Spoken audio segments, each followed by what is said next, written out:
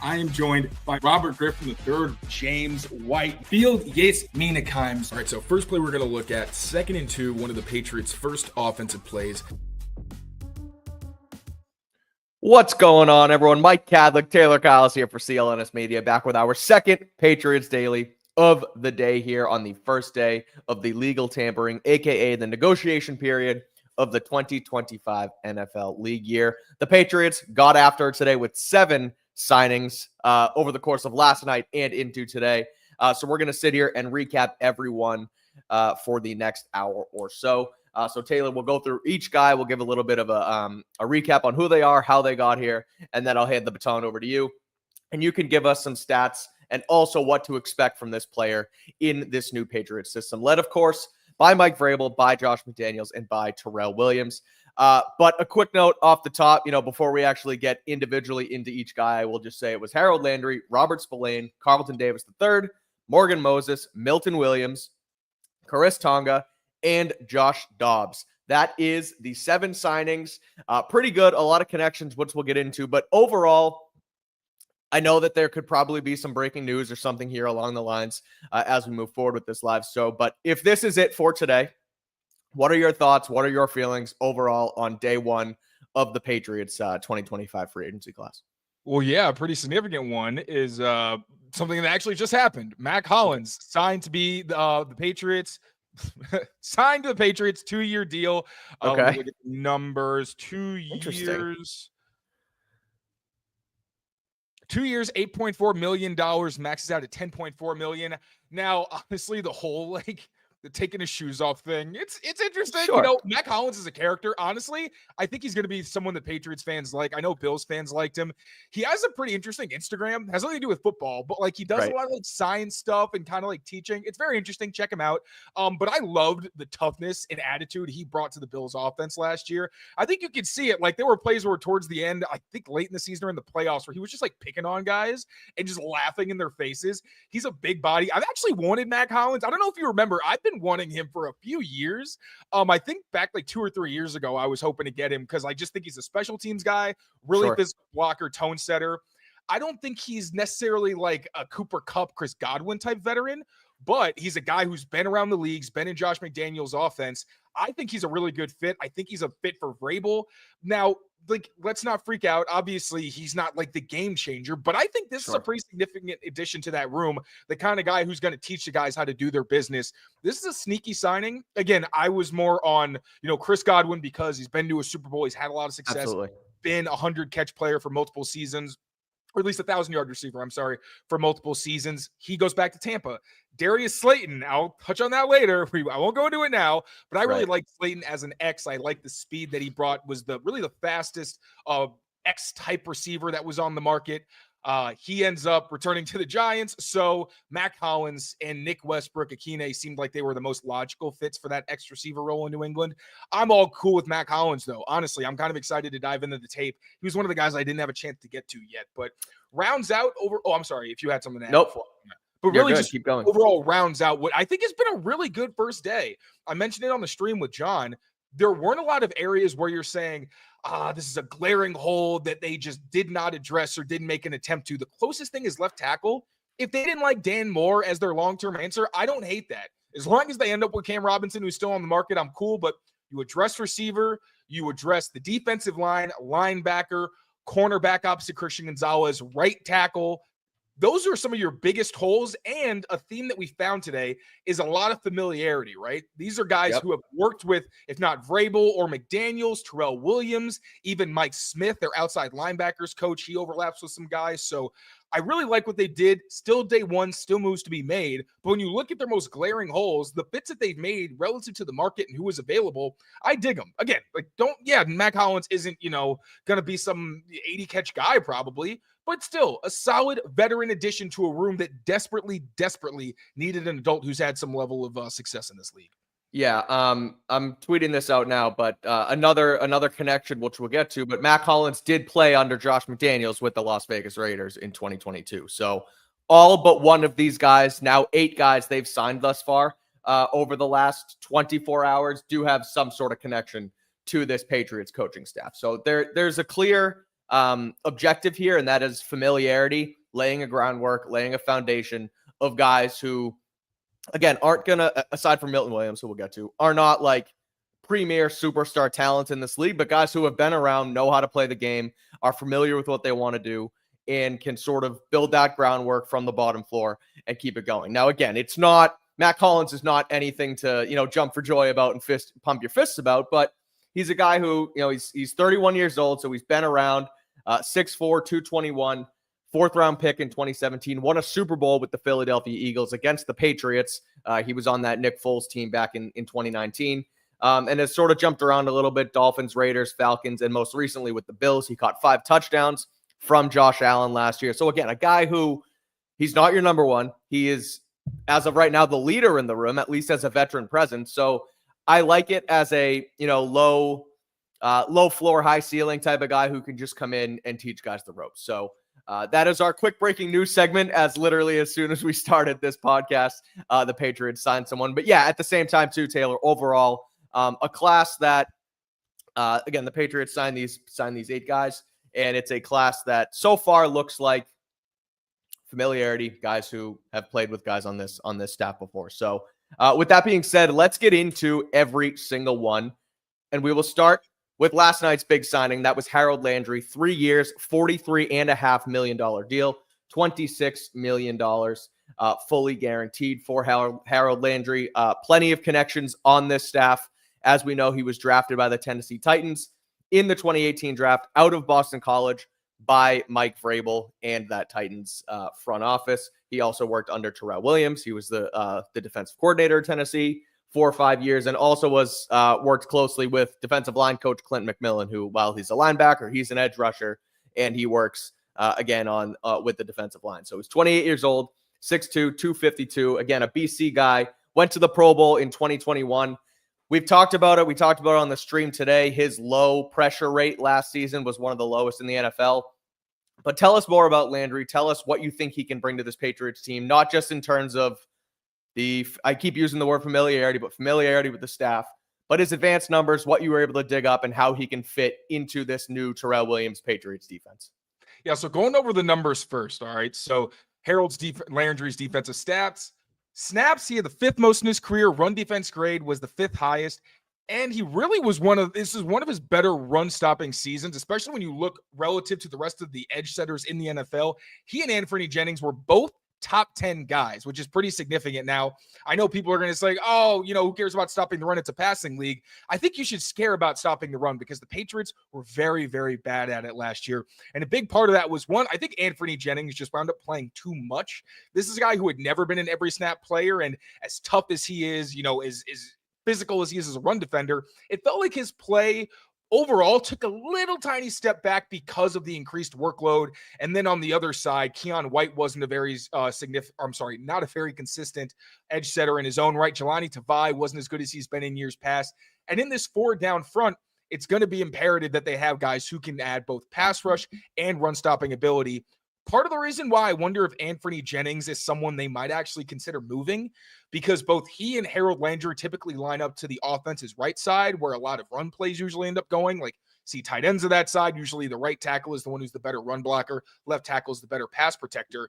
So I wonder, all right, do you want 2 guys? Like, run stopping is going to be great, but Harold Landry is more of a guy who's going to get you scheme pressures, maybe some wins every once in a while, but not very often.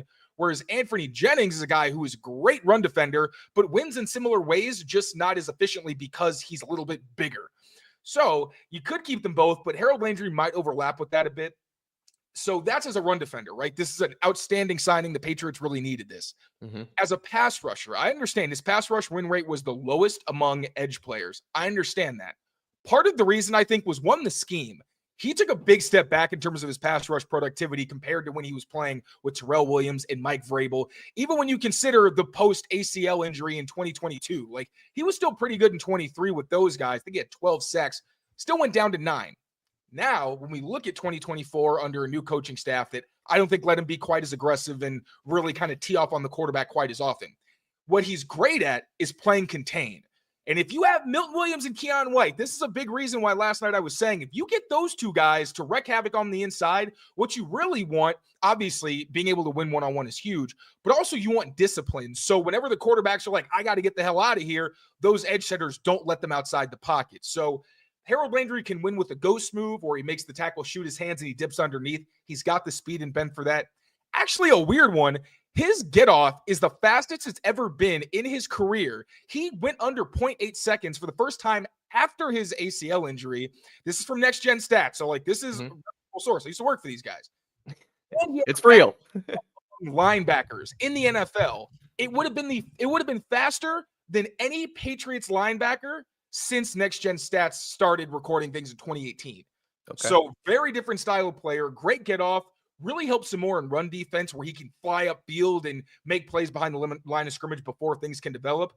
But also, as a pass rusher, he's going to give you discipline, maximize, I think, the talents of Keion White. Like Keion White, a lot of pressures, not a lot of sacks. Harold Landry, not a lot of pressures, but he does have a lot of sacks. Those guys are going to be complementary. Same with Milton Williams. So that on top of the fact that he knows how to do business, he's a pro's pro, as we see with a lot of these guys. I think it's a really good signing. Is it going to be the splash that you maybe wanted from Josh Sweat, who's a better pass rusher? Maybe not. But Harold Landry fits this system. He gives them something they didn't have before. I think the signing made a lot of sense for them. Not only being a no-brainer in terms of the familiarity drink, but also the fact seriously. That he's a really productive player. He's a productive player when you put it into the perspective of he's not your main pass rusher, but he's a great complementary piece. 100%. I think he's a good fit. I think he's someone who will come in right away and make a decent impact on this team. Again, showing those guys the ropes, being sort of the leader on that side of the ball alongside Milton Williams, who we will get to a little bit later. But moving on to this morning, our first signing of today's free agency frenzy was linebacker Robert Spillane. Patriots signed him to a 3-year, $37.5 million contract. We weren't as inspired early on, Taylor, but as we've sort of dove in and figured out not just more so who this guy was, but really took our brains to work and stopped the free agency frenzy, we realized this is a pretty good signing. Again, 3 years, 3 years, $37.5 million. Has connections to Josh McDaniels, played under him with the Las Vegas Raiders, but was also signed as an undrafted free agent out of Western Michigan by Mike Vrabel and the Titans in 2018. Worked under them for one season, him and linebacker Terrell Williams, or defensive coordinator Terrell Williams. He's 29 years old. He's 6'1", 229 pounds, went to Western Michigan.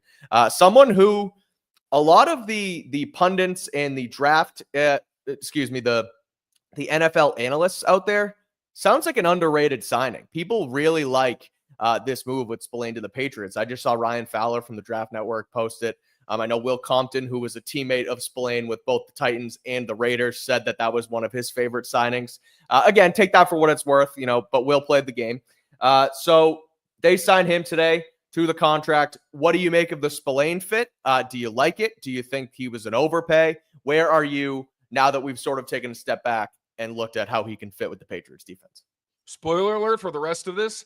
Every signing they made is probably an overpay. It's free agency. They have plenty of money. You should not care if they overpaid. You pay what the market dictates the player is worth. The Patriots have been doing that, so I don't really care about the contracts, to be honest. As long as they're signing good players. Robert Spillane, I owe him an apology. When we did the initial announcement of the signing, I'd only seen some clips of him, and honestly, I swear I saw all the worst ones because it's him like missing tackles, having the ball thrown over his head in some play action situations, and I'm like, oh God, it's happening again. I can't do another season of this with a guy who might not be able to take on blocks. I watched more. Okay. I can say I feel much better about this signing. First, Robert Spillane, you want somebody who's better in coverage, right? This defense is they're going to stop the run, and that will be a priority, but they're built to stop the pass is what the Vrabel system is. Spillane, a guy who played at about like 220-something pounds, so more of that big safety kind of mold, but he does play with physicality. He reminds me of Ninkovich, like anybody who just feels like they're always around the ball, whether it's making plays themselves or they just happen to be around the ball when things happen. It always makes me think of Ninko. And that is pretty much what Spillane is. He's got really good range, great awareness where he'll drop into his zone. If he feels that there's somebody dropping in his area, like with Marte Mapu against Patrick Mahomes, There is like 3 plays on his tape last season where he literally is just waiting for the quarterback to throw it and jumps it and picks it off. Really high IQ, intelligent player. Everything we've heard about him as a person is outstanding. And then when you actually look at the stats real quick, he had one of the best seasons of his career, and he's had back-to-back seasons where he actually had career years. This was the second best of his career. His best was 2023 when Josh McDaniels was, for a time, the Raiders head coach. He played the second most snaps in his career, which led to the second most pressures, the most tackles, the second most run stops, and he had his lowest missed tackle rate at 6%. That's the biggest one for me because, again, the ones I saw happened to be his missed tackles, and I'm just like, oh, no. But he was one of the best linebackers in the NFL when it came to bringing his guy down. So consistent tackler, a guy who has experience with both Josh McDaniels and Mike Vrabel and Terrell Williams, obviously not in the same role because he was the defensive line coach, but at least some familiarity in terms of having been on the same team together. Seriously, don't play a drinking game with familiarity. You're going to hurt yourself. Yeah. But it makes a lot of fit, like Harold Landry, from just that perspective, but also the player. I think this is somebody the Patriots fans are really going to like. He's not perfect, but this team needed a new fit at linebacker. There weren't a ton of guys who really fit the mold and also had that familiarity. Dre Greenlaw was the only other guy, but Spillane, it makes a little bit more sense because they know the person and the player. Guy who they can trust. That's the main thing here. And I like how you mentioned the guy who's always around the ball. I mean, 19 pass deflections in his career, 6 interceptions total, 5 over the last 2 years, 2 last season, 3 the year before. 8.5 total sacks. Just, again, a guy who can make plays. And yes, you mentioned the overpay aspect of it, but even I talked about it on our DK recap last night, and then, with a couple of our things earlier in the live show, where they're going to have to repay, and that's okay because they do have the most cap space in the NFL. So I like the Spillane fit as well. I think it makes sense. Would have liked him for maybe a cheaper deal, but again, it's okay. It's all right.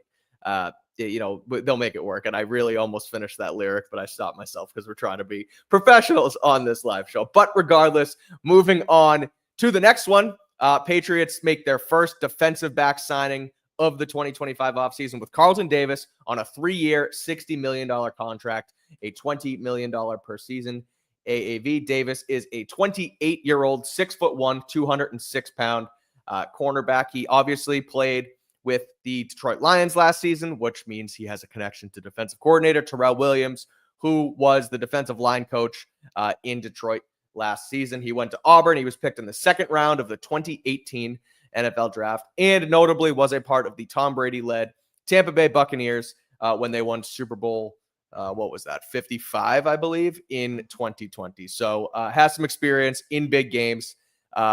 A bigger corner to pair alongside, or opposite rather, Christian Gonzalez in the back end of this defense. Guy who has been hurt a little bit. I know you had tweeted a little bit about that. I'll let you get into that.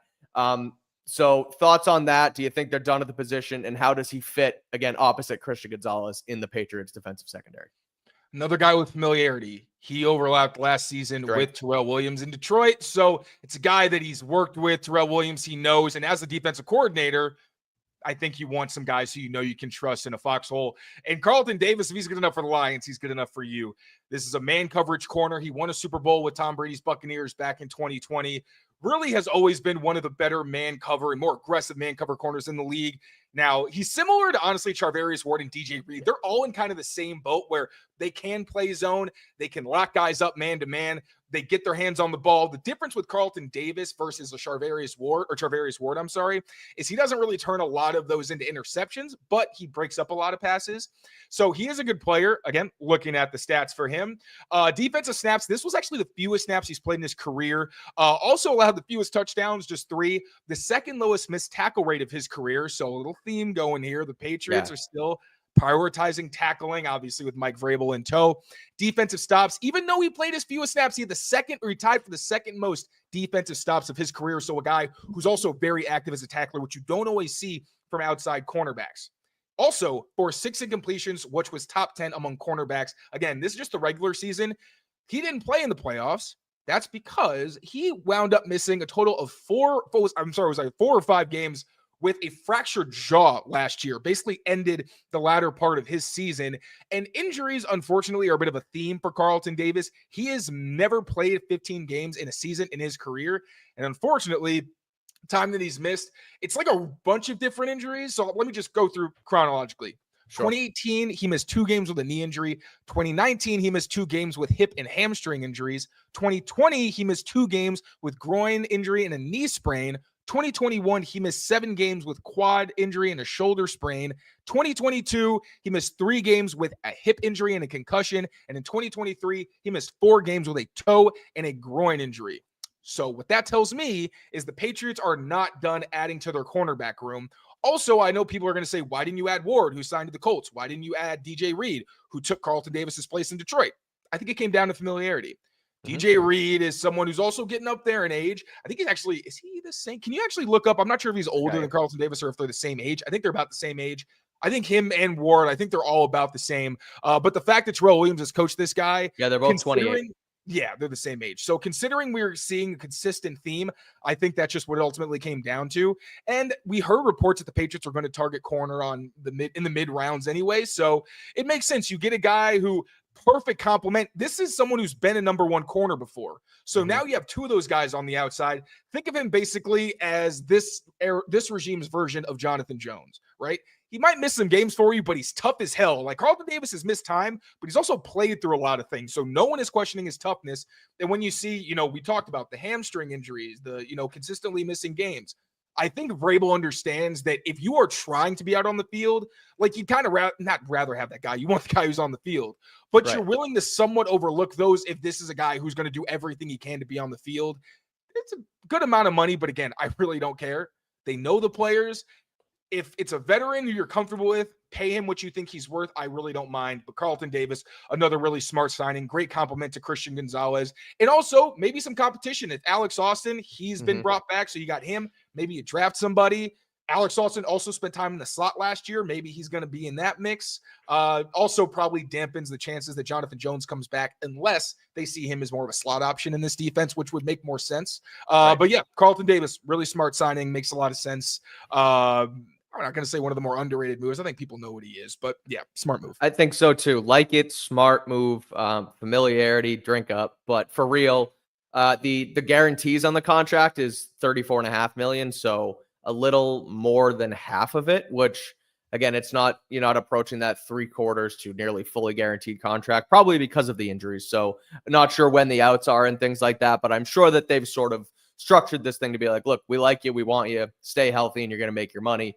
If not, then, that's on you. But yeah, I like it. I think, it's one that makes a lot of sense given where the Patriots are at in the cornerback room. It's Christian Gonzalez and then a bunch of guys who have shown promise, but aren't top flight, have done it before 100%. And Carlton Davis certainly brings that sort of toughness, like you mentioned, through the injuries to the room. So we're going to get into the next couple here, but first let's take a listen into our quick word from our friends over at Prize Picks. We will be right back. Prize Picks is the best place to get real money sports action. With over 10 million members and billions of dollars in awarded winnings, Prize Picks has made daily fantasy sports accessible to all, and all you got to do is pick more or less on at least 2 players for a shot to win up to 1,000 times your cash. So run your game all season long on Prize Picks. They now offer Venmo, Apple Pay, MasterCard, and more for quick and easy deposits into your account this sports season. And the second half of the basketball season is officially here, and the race to the playoffs is heating up on Prize Picks. So don't miss your chance to cash in as the league's best fight for playoff positioning. You think LeBron James will get more than 24 points? You think Giannis will get more than 35? Cook up those hot takes with your friends and win real money this basketball season. All you got to do is sign up on the Prize Picks app today. Download the app and use that code CLNS. You get $50 instantly after you play your first $5 lineup. Again, download the app and use code CLNS to get $50 instantly after you play your first $5 lineup. Prize Picks, run your game. That is Prize Picks. Head over there and use that code CLNS for $50 instantly after you play your first $5 lineup. Celtics tipping off shortly in Boston against Utah. If you didn't get one in, they're coming up all weekend because it is basketball season. March Madness is coming up as well in the NCAA. So all of that will be fun stuff. And if you want to join in with us, use that code CLNS, $50 instantly. Taylor, I just was combing through Twitter and I saw you found your your deep cut of Mack Hollins coming to the Patriots at some point. So good on you. You know, you made that happen. They've been watching my timeline, dog. There's a lot of not almost all, but most of the guys that they've signed, I've talked about at some point in the past couple of years. So maybe you have a contract waiting for you soon, signed by Elliot Wolf and Ryan. I would never want to scout. God, I would never want to scout. I got in this business for a reason. Exactly. At any rate, Patriots also made a move actually on the offensive side of the ball today. And it was, two of them, but the first one was the big one. It's Morgan Moses, 34-year-old right tackle, signs a 3-year, $24 million deal with the Patriots. One small to medium-sized connection, I'd say, with Todd Downing, who's the Patriots wide receivers coach now, but he was the quarterbacks coach in New York last year and then ended up calling the offense when they pulled those responsibilities away from Nathaniel Hackett. I mentioned he's 34 years old, so he's getting up there in age, but 6'6", 320, was a third-round pick in the 2014 NFL draft out of Virginia. And while Mike Reese had reported on Sunday that the Patriots look at Caden Wallace, their third-round pick from last year, as sort of someone they want to put in at right tackle and let him sort of grow there and not keep moving him around, this feels like a really good signing for someone who could be a bridge to a Caden Wallace and kind of teach him the ropes. So what were you able to dig up and find on Morgan Moses? Do you like it? Are you concerned that he's 34?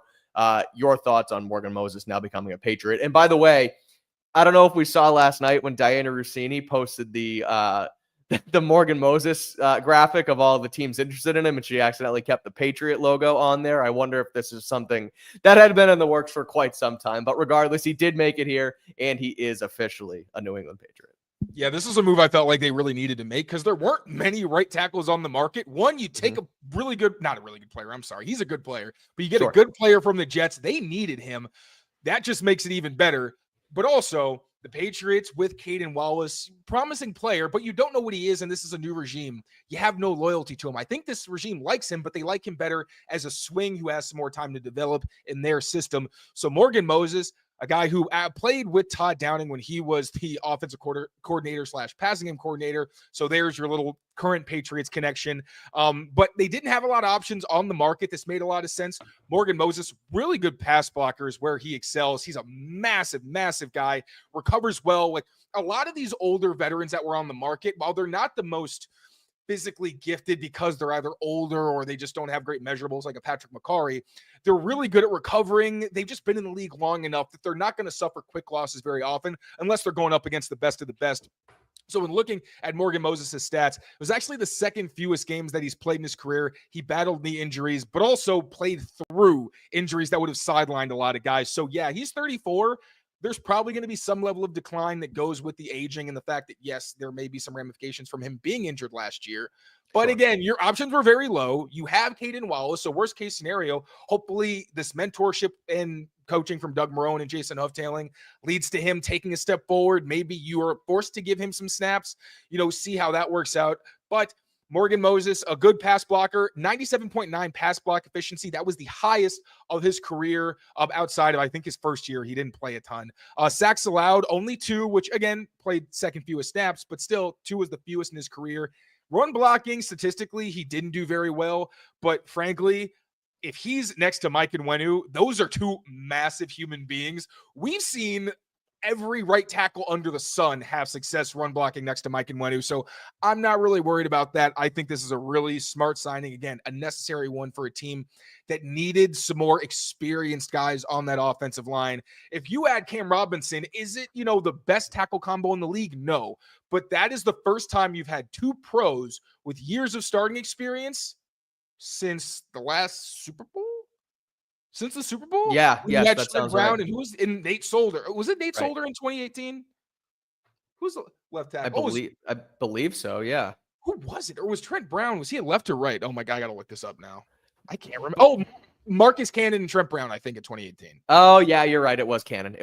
But yeah, no, for sure. It gives them some stability on at least one side of the line. And hopefully they can bring in, a guy like Cam Robinson, which is not a slam dunk, but with the I guess lack of options, plus the guys you have in Caden Wallace, it's a good stopgap move. And according to Sports Illustrated's Albert Breer, he's only getting $11 million in guaranteed money. So that's another one where it's 3 years for 24, but at the end of the day, if you got to get out of it after one season, it's not that big of a deal. So it's a pretty harmless contract in the end. Has a ton of upside, and whether you got to move on from him because Caden Wallace is playing well, or you got to move on from him because he's not playing very well, no harm, no foul with just the $11 million guaranteed. So again, and Patriots, it gives you the option to have him if you need him. If he plays right. well, finds the fountain of youth, you got the guy locked in, and you don't have to move on, and you're not put in this position in a year or two down the road. That's the part of it I really, really like, where if you're not guaranteeing a whole lot, at least there's some stability and, security for both sides. 100%. So, a good signing for the Patriots. Again, I think no harm, no foul there with as far as the money goes at all. All right, here's the fun one now. It's Milton Williams. The Patriots coming out of nowhere today on this lovely Monday. And after Adam Schefter originally reports that Milton Williams and the Carolina Panthers were nearing a deal, kind of goes radio silent for a little while on all fronts. And then all of a sudden, Ian Rappaport comes in with the bang on the Twitter machine and says that the Patriots have come in and swooped up Milton Williams on a 4-year, $104 million contract. Little fun nugget here. He is now the highest paid Patriot in terms of average annual value in franchise history, more than Tom Brady. Tom Brady at his peak. Which makes you feel how long Tom's been gone, where you're like, 100%. That's how much the market's changed. Yikes. Exactly. And so, Milton Williams' average annual value is $26 million per season. Brady at his peak was making just a lowly $25 million. And so Milton Williams does, in fact, get signed. They get the job done. It was reported that the Cardinals were involved and another team was kind of lurking. And then it was reported as another team is involved as well. Turns out that was the New England Patriots. So Milton Williams, career high 5 sacks last season, also had 2.5 sacks in the Super Bowl of Patrick Mahomes and was a major part of that front for Philly in taking the Super Bowl home. He's only 26 years old. He's 6'3", 290 pounds. He was a 3rd-round pick out of Louisiana Tech in 2021. This is a guy who we've been talking about, and really Taylor's been talking about on Pat's Daily since about mid-season, when we've realized that, okay, this season's going awry. We need to focus on next year and how we can load up at different positions.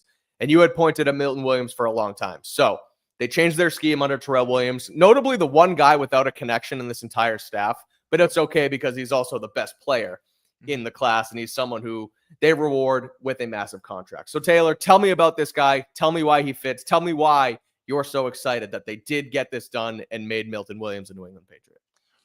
Very rarely does a player with no major red flags who can make an immediate significant difference to your team hit the market. Now, the only reason Milton Williams hit the market is because the Eagles are outstanding at drafting. And they can keep cycling through these guys where it's like, unless you're a vested veteran or like a Zach Bond or someone where your role is just so integral, it's hard to change. You're probably going to end up going to another team after your rookie deal is up. And that's what happened with Milton Williams. Now, this is a guy who's 26 years old. He just turned 26, by the way. And he had the best pass rush season of his career. There were flashes. I know people are saying, and you can't argue, the efficiency went through the roof. He had never had a double-digit pass rush win rate season in his career, and then went all the way up to almost 18%. You cannot expect him to do that every year. It's just not fair. It's also, he's probably going to play more snaps than he did last year. He played a good amount, right? Because he went all the way to the Super Bowl, and they won. So it's not like he was just playing a regular season. You have to add that on as well. But when you consider the fact that, okay, he's always been a good pass rusher, then broke out finally and put it all together. And also, like, he was getting sacks against good players. He was smoking bad players. That's really my litmus test. Is like, can you beat the players that are really respectable when you have some kind of success? I'm like, oh, that catches my eye. And if you're going up against a backup, like my dude, obviously it's the NFL. Sometimes you're going to get got, but you better have some convincing wins or I'm going to get worried. That's what you saw from Milton Williams as a pass rusher. If he's not as efficient but continues to grow, then you have that difference-making 3 technique that you need in this 4-down front. When you talk about run defense, this was his worst season as a run defender. It was the first time in 3 seasons that he didn't have 20 defensive stops. So when you think about it, okay, Terrell Williams, renowned as arguably the best defensive line coach in the NFL. You've got Mike Smith. You've got Clint McMillan, two guys who have experience working with pass rushers. The sky should continue. The sky should be the limit. His stock should only continue to rise in the system. You got Mike Vrabel, a guy who's going to give you the hands-on work. This is not going to be a place where Milton Williams is going to be able to sit on his hands and be like, oh, I'm paid, I'm good. Right. Because if he does that, he's not going to last very long. They will trade him. And pass rushers, maybe you'll have to eat some of the salary, but you'll get moved, So if they felt this confident, I hope they didn't just, throw it at him because he's a good player and disregard the background checks. It didn't sound like they were going to do that this time around, so I'm not concerned. But that's why I'm excited, because this guy has been one of the best interior run stoppers and one of the best interior pass rushers. You just need him to get those two sides to combine, little Dragon Ball Z fusion action, make some tanks out of him, and then you're working with something really, really special. Add on to the fact that if Christian Barmore is able to play, that is a terrifying, arguably an elite a pair of defensive tackles in the middle. You also talk about Keion White, what he can bring in the interior rush. As I mentioned, Harold Landry, a guy who he's probably going to play next to Milton Williams a lot. They're both probably going to spend a lot of time on the right side of the offensive line. Those two guys, I think, are going to be a great complement. So the Patriots, they needed pass rushers. They needed playmakers. They've added that at different spots, but Milton Williams is the crown jewel. I would be really stunned if he doesn't continue to be a difference-making player for this defensive line. And they're probably going to draft another defensive tackle as well, right, because Elliot Wolf pointed out the depth in this defensive line class. So this is the piece that you wanted to kind of start things off and make you a respectable front. Now you just got to keep building. 100%. It's great. It's the one where even with the flurry of wide receivers that were potentially available, it kind of felt like those were kind of going to go by the wayside, and we'll talk about those in a little bit here. But like at the end of the day, this felt like the crown jewel of this class for the Patriots. That was relatively reasonable. There were reports that they were very much interested in him, and they got the job done. And that was impressive to me. Early on, at least within the first couple hours of free agency, it felt like, hey, is Robert Spillane and Carlton Davis really going to be the big splashes? Like, that kind of stinks. But, they round it. Not that it stinks, because again, they're good players, but cap space, number one in the league, worst team. Like, you want those splashes, and they actually made it happen with Milton Williams. Super, good on the front office. They actually did it for us here for the first time in the last couple of years that we've waited for it. So I love it. Also, that vibe shift. It really did. Before we were kind of waiting on the Milton Williams. It's like, why is it taking so long? You're supposed to be aggressive. What's going on? So it was kind of just like waiting. Oh yeah, a non-Milton Williams signing, not super exciting. And then that Panthers announcement. Yeah, my heart, my heart sank, and I was just like, all right, I really don't see how you come out of this free agent class feeling very good. I think you feel okay, but Milton Williams was a guy where I was like, okay, you said you were going to be aggressive, and you did. And they actually did it. The guy was supposed to go to Carolina, and Mike Vrabel was like, no, not today. Not yet. Stepped in, lived up to his word, was aggressive, and gave the guy the most money any Patriots ever gotten. Again, for the player, I absolutely love the move. Yep, good stuff. Great stuff there. So again, Milton Williams, Patriots, in really one of the shocks of the day because of how it went down with the original report of him going to Carolina, made it that much better because fans were probably upset. You missed out on the guy. We talked about him for the last couple months here. And then all of a sudden you swoop in and go get your defensive tackle here of the future. And they also got another defensive tackle here, Taylor. They also signed Khyiris Tonga out of San Francisco on a short 1 year. Khyiris? Is it Khyiris? We'll go Khyiris. Right? Khyiris. We'll go Khyiris. Yeah. Khyiris Tonga, 1 year, $2.7 million contract. He had been with the San Francisco 49ers last season, has a connection to outside linebackers coach Mike Smith, another guy with a relatively notable connection with the Patriots. He's 28 years old. He's 6'4" and 338 pounds. A complete beast out of BYU. Was a 7th round pick in 2021. So they need help on the defensive line. We know that. They also just traded Devon Godshaw today. So they're really reshaping that front with this new system. So from what you were able to find on Tonga and how, his size and his fit really with this Patriots front, what do you make of it? Again, it's a short money signing, so it's not anything to, freak out about one way or the other. But your thoughts on Tonga signing with the Patriots today? I love it. to have this kind of Let's scheme go. where you want to be aggressive, you need some of those guys who can have multiple blockers to give your guys the one-on-one matchups and make things a little easier. I haven't gotten too deep into Tonga yet, to be honest, because Sure. we've had a lot of people to research. So, I don't want to go too deep into the weeds, but you get a 330-pounder for the middle of your defense. Milton Williams is going to be very happy. Robert Spillane, he's going to be very happy because it's not going to be easy for guys to double team Tonga and then get to the second level or try to, help out somewhere else and leave him single block, because it's going to be very difficult to not have him make it tough to get past the line of scrimmage. I don't know if he brings anything as a pass rusher. I can actually look real quick, see if he got anything. I highly doubt it, especially given the deal. Yeah, he had 6 pressures on 98 pass rush snaps. He's not going to give you much in the way of that, but you don't really need it. I think he's also maybe got a better first step than Devon Gotcha. I'll do a little bit more work, but also with Gotcha, I think part of the reason they moved on from him, or at least what's reported, was that the team didn't love the fact that he was very vocal last season. For us, it was awesome because we got to kind of get a peek behind the curtain of what they were feeling. Right. But at the same time, I think we all were like, yeah, this is great for us, but I wonder if they're cool with this. Like, is he speaking for the team? Is this how they all feel? Because sometimes it felt like he was saying different things. So similar type skill set, again, space eater, run stopper. Hopefully he's purely a rotational piece. Like, I'm not saying he's going to be a massive factor, but on early downs against those teams that are really going to try to run, especially up the middle, you can't just have Milton Williams and Keon White or, whomever they're going to get. You need some of those big dudes. So really good guy to have right now. Hopefully they can draft somebody to either take over for him before the end of camp, like we saw last year. I forget who the nose tackle was they signed. He didn't even make it through the preseason, but you're hoping that this is just a temporary gap filler at nose tackle, and then they get somebody who's a little bit more well-rounded. Yeah, it feels like, what was his name?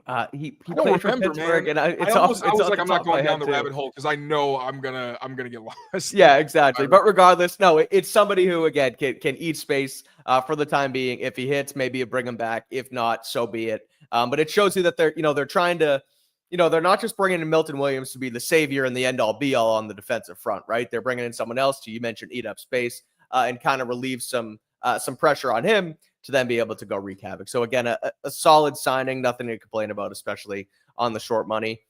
Patriots also bring in another backup quarterback, Josh Dobbs, 2 years, $8 million contract. Worth noting that Jacoby Brissett signed a 1-year, $8 million contract with the Patriots last year. So another veteran in the room for nearly half of what they were paying Jacoby Brissett last season. Josh Dobbs has notable connections to head coach Mike Vrabel, wide receivers coach Todd Downing. They were both with Tennessee when he was in Tennessee in 2022. And then quarterbacks coach Ashton Grant is also somebody who has a connection with Josh Dobbs. They were both in Cleveland together for 2022 and the 2023 season. Josh Dobbs, you guys know him. He's the pastronaut. He came in relief for the Minnesota Vikings a couple seasons ago when they had their quarterback situation in flux, and has been, a relatively smart and impressive backup signal caller for really any team he's gone to since being drafted out of Tennessee in the 4th round of the 2017 draft. He's now 30 years old, makes me feel pretty old, but he's 6'3", 220 pounds, and is another veteran presence a la Jacoby Brissett, who also knows the system that they're going to get into, at least from the quarterback perspective with Grant, and can help Drake May sort of move along and progress as a young quarterback. So I got no complaints about this one. This kind of feels like another perfect veteran presence for Drake May to learn from. But what do you make of Dobbs signing in New England today? I think we can be brief about Dobbs because he's a backup quarterback who you're hoping never sees the field. I don't think a whole lot of us have really dived into the tape very deeply on Josh Dobbs. We do know he's one of those quarterbacks who goes in and kind of says, F it, we ball. And he pulled out some pretty incredible plays for the Vikings. Now, he did come crashing back down to earth. But like with the Cardinals, I believe as well, he's had some flashes where you're like, okay, at least if you have to play a backup, it's going to be fun, right? It's not another one of the Madden-generated characters who's just going to throw like 5 to 10 yards and behind line of scrimmage, and that's it. So Dobbs gives you a guy who, if he does have to go in there, he's going to take some shots, and sometimes you need that out of your veteran. Of course, you want them to protect the football. I think that's actually what got him in trouble, is he started turning the ball over too much. But Vrabel knows him, which is huge. Downing knows him. So that's going to be big. But really what I want to focus on is what this means for the quarterback room. Sure. Jacoby Brissett, gone. Highly unlikely he's going to come back with Dobbs in the room. Joe Milton. Now, of course, you need 3 quarterbacks in camp. You don't want to go in with 2 because you need a camp arm, whether it's a 3rd guy or the 4th guy, Trace McSorley type, what have you. But Joe Milton, we've heard, doesn't want to be a backup quarterback. He wants to compete for a starting role. Now, maybe we see the dominoes fall a little bit more once Aaron Rodgers decides between Pittsburgh and New York, because they're the two teams that are pining for him. And then if a team says, hey, I don't want to be handcuffed into a quarterback decision because, I like Cam Moore, but I don't know about Shador, what have you. Maybe that team says, you know what, I'll give you a 4th round pick for Joe Milton. I saw what he can do. I'm not getting a whole lot of guys who I can get in the 4th round who are going to look like that. He worked under, I don't know how much respect Alex Van Pelt has throughout the league, but I think people who saw what Drake May did are like, oh, they clearly had some pretty good teaching. So you're hoping to get probably like a 4th, more likely a 5th round pick out of Joe Milton. I think a 4th is probably rich, but it depends on how desperate a team is. But with Dobbs, now you have that backup for Drake May. Probably I would look at drafting another quarterback is where they're going to end up going. And, I'm of the mindset if you always draft a quarterback, you always draft a receiver. Obviously, you don't want 4. Like, you have to be smart about it, but it's always smart to make sure that you're getting fresh guys on your roster because they're so valuable. So Josh Dobbs, he's a fit. He's fun to watch, a guy that I wanted them to sign in 2024 for the 2024 season. We're watching him in 2023. So just like Mack Hollins and Milton Williams, baby, full circle moment. Same with Morgan Moses, actually. Same with Morgan Moses. Taylor is all over it. So that is their Patriot. That is the Patriots 2025 free agent class, at least on day 1. I'm sure we'll have plenty of more stuff to react to from day 2 and day 3, and we'll be here every step of the way here on Patriots Press Pass to react to it all. We will also have premium members. For those of you who are premium members, we will have some breakdowns on most, if not all, of the guys that the Patriots are signing in for agency. So if you want to get in on that action, come along and join the membership, which Taylor could tell you about right now in this quick video, and we'll be right back. But listen in, and if you want to take advantage of our membership tiers, have at it, because it's going to be a good time here on Patriots Press Pass moving forward.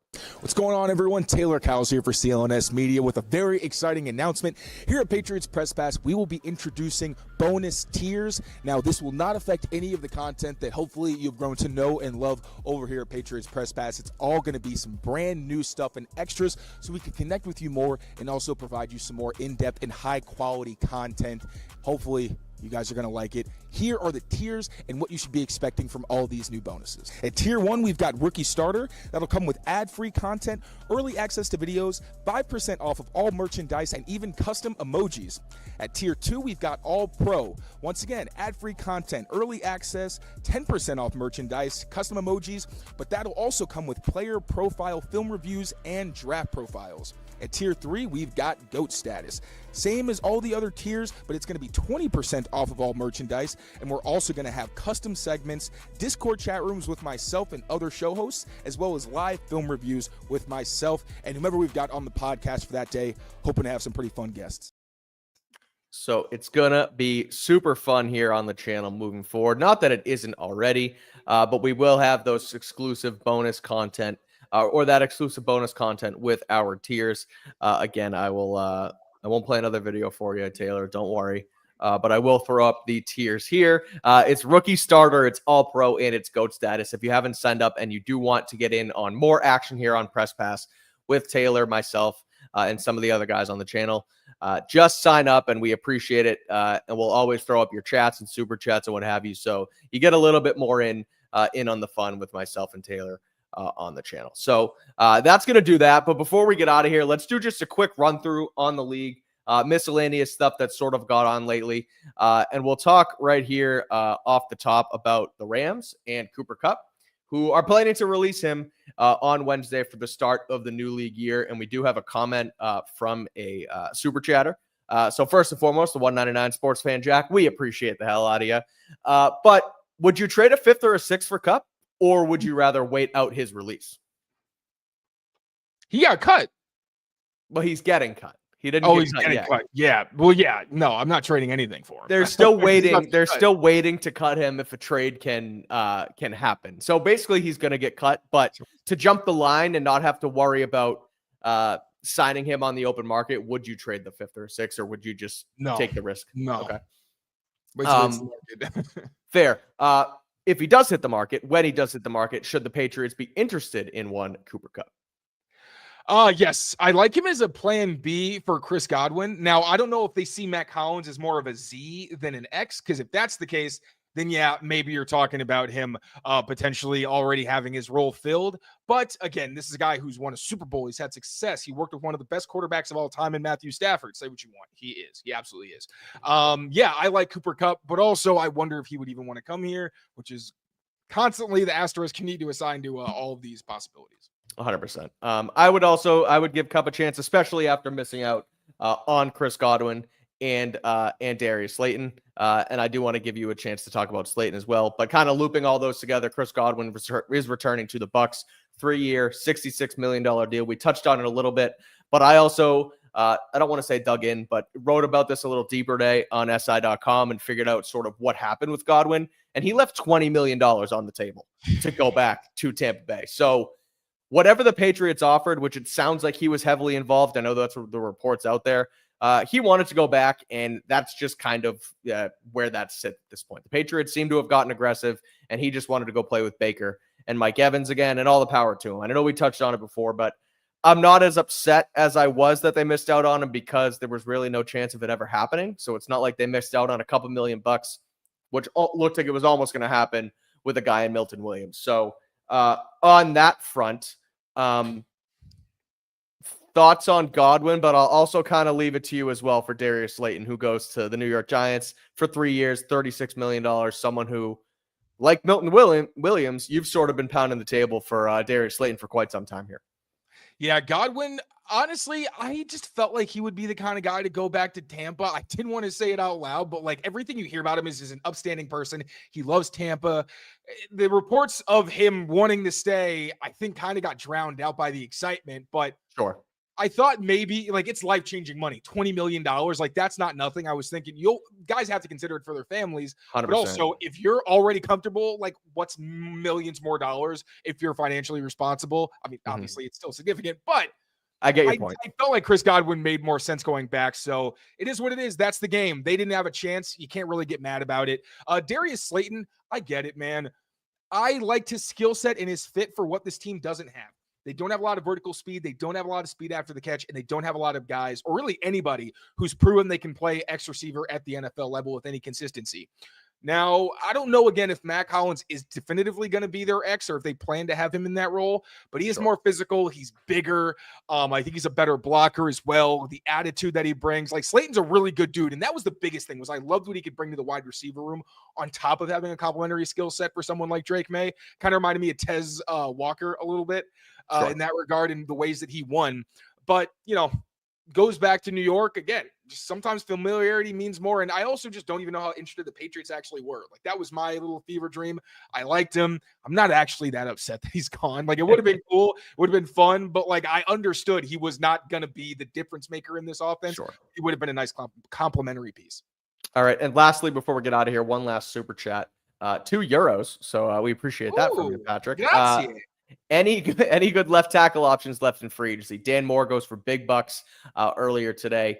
We know Ronnie Stanley went off the market this weekend. Cam Robinson's still out there. How do you feel about them making one more splash, maybe tomorrow or Wednesday, for a Cam Robinson? My friend, it's Cam Robinson, and then it's a cliff. I'm going to look at the free agent rankings really quick to make sure I'm not forgetting anybody. They also they're not updating this as quickly as they did last year, which is disappointing. Probably because Brad's not there anymore. He's the backbone. Although, no disrespect to PFF, y'all are great. But yeah, it's Jedrick Wills is your plan B at left tackle, which Mike Vrabel knows him. There's a connection, right? Yeah, there's connection, but he hasn't been consistent in his career. I'd much rather a Cam Robinson. I don't care how much it costs. Because, unless you want to reunite with Trent Brown, not looking good. Yeah, so the options are certainly not there, so we can only hope that it is Cam Robinson. But on that note, that's going to do it for Patriots Daily today on the first day of Patriots free agency. Now, don't go anywhere, because our friends Brian Hines and Alex Barth are coming up right now at 8 p.m. on the channel for the Patriots Beat Recap. So we gave our opinions. They're going to give theirs, so make sure you stick around and wait on that. We'll be back tomorrow at some point, TBD on the time. We'll probably do some sort of live recap. And if anything happens, big news, we'll obviously be back reacting to all of it. So, Taylor, pleasure doing this as always. Good hard work today. We did a lot today. But now, hopefully, unless some news breaks again once we come off, which it probably does, we can probably go rest. until tomorrow. So until next time, thank you guys so much for watching and hanging out. We truly appreciate all of the support. If you want to join our subscription service, go check that out. Prize Picks is our leading sponsor. And until tomorrow, take care of yourselves, take care of each other, and we will see you soon. Peace out, everyone. Bye.